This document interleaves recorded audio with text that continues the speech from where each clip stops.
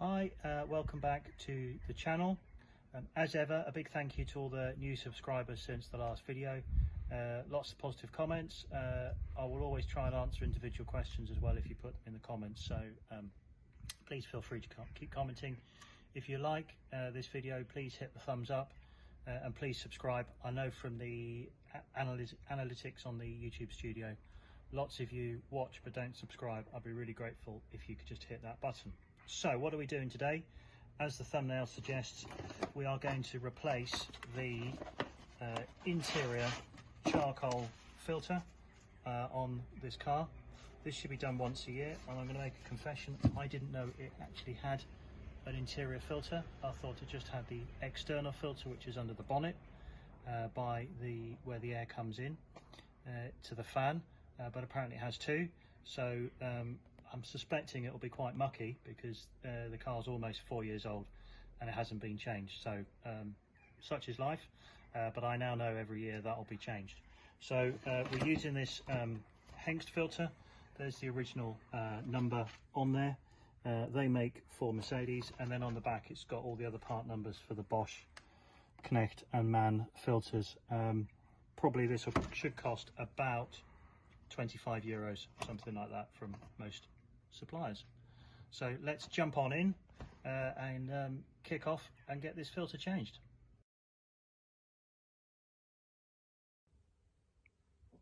Right, so we're now under the glove box.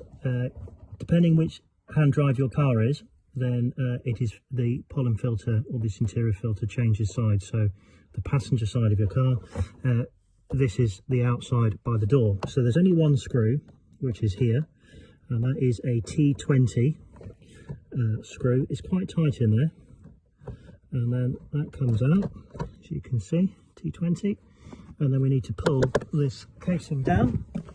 So just get your hand in there and pull it down. Okay, sort of slide it forward. It's quite a tight fit. To remove, it's not, you see, it's tight, but it's supposed to be simple, and eventually you'll just wiggle it down. Now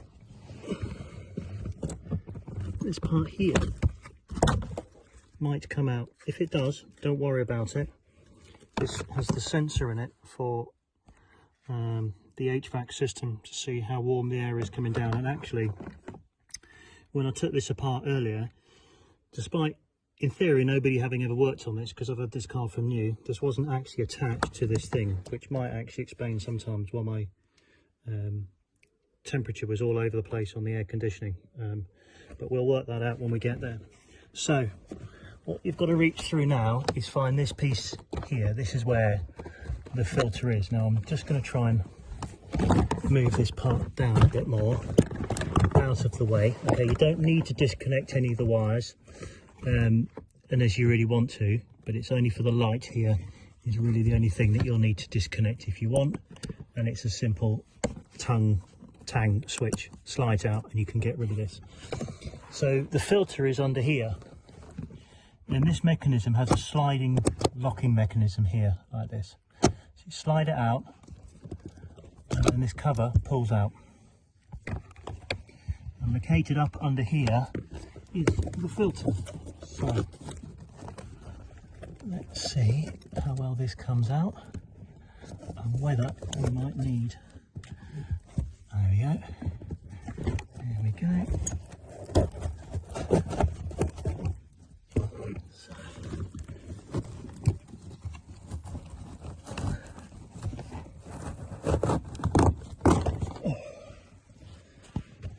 Yeah, well, I'd say that's probably been a Pollen filter too long. So yeah, make a note of which way it goes up with the cut off on the outside of the car, and then I see it's got on here, I've got the original part number on here.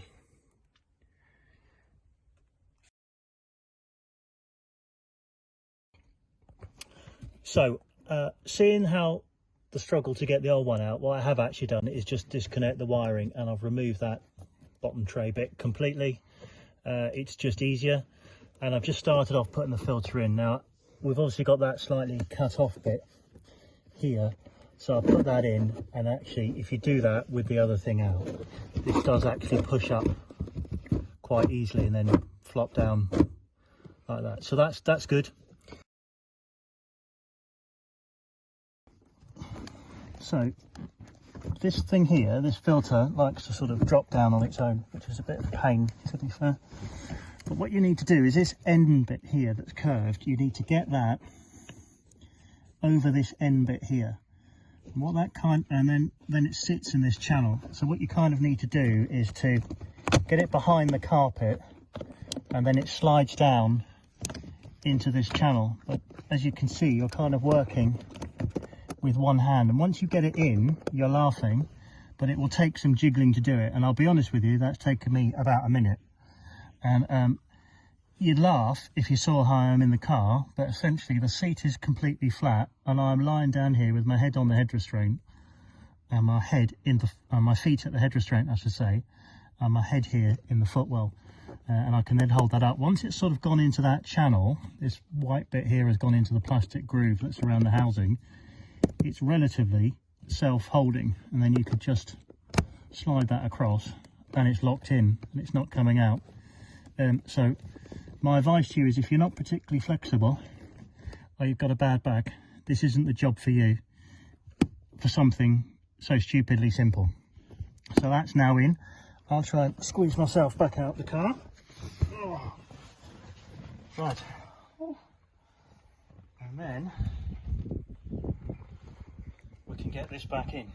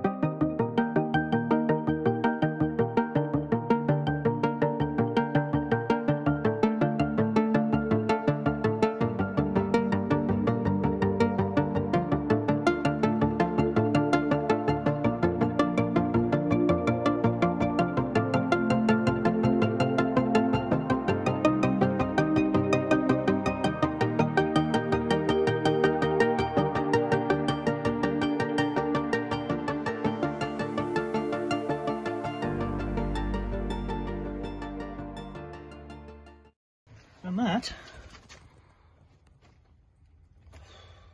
is how you change your cabin filter on your Mercedes 213. Easy job, however a little bit more tricky for me because I've got to leave some space because we're filming. Otherwise I could do this probably by kneeling in through the driver's door footwell, but bit of a pain to get that clip and stuff back in, so it might be a job you want to give to a dealer rather than do it yourself. Anyway, on that note, hopefully enjoy the video, and we'll look forward to seeing you in the next swing coming along quite soon. Thank you.